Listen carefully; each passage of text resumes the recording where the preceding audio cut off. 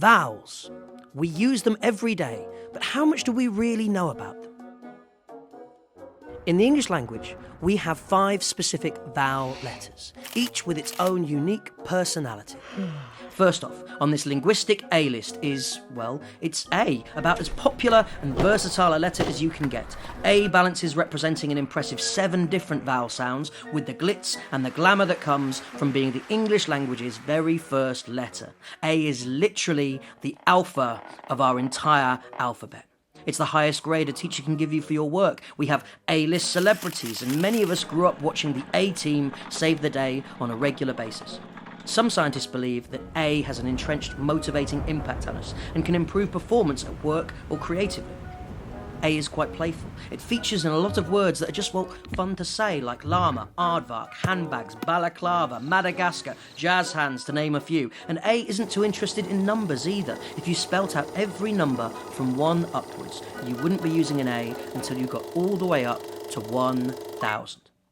E, in contrast, is much more grounded. It's the only vowel in our most used word, the, and it's also the most used letter in our entire alphabet, appearing in 11% of all the words we use. It's the second most likely key to break on your keyboard from overuse.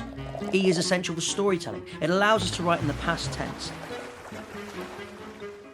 When E is left to its own devices, it takes a deep interest in the natural world. Endlessly green elements, stems, trees, weeds, levees, etc.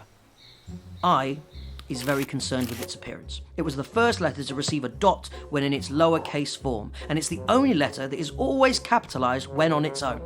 It's also the first word in the shortest complete sentence in the English language, I am. It's great for active verbs, and when on its own, it appears in a host of words related to excess and desire. Without it, you couldn't have kissing, or drinking, or hitting, or spilling, or hardly any illicit thrills at all.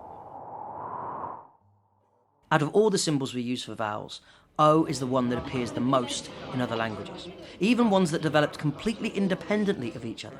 The shape of the letter O mirrors the shape of your mouth as you make the sound, and it's thought that's why it appears in so many different languages. This constant, circular shape with no beginning or end offers some of our most mysterious words, things like the moon, spooky howls, grottos, horror, ghosts, groans, moans, and bones too. U is much more scientific, and partly due to its lateness in the alphabet, always has one I on the future. It's an abbreviation for university, for uranium, and is linked to submarines.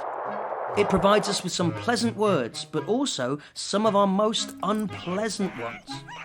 U also works well with other letters. It can be completely silent when it wants to be, and it can be rare to get 3 vowels together in a row, but when it happens, in most instances, U is in there, holding it all together. So there you have it. The English language's vowels, essential to everyday life, each one packed full of personality. You'd best learn to live with them because you can't speak without them. Thanks for watching.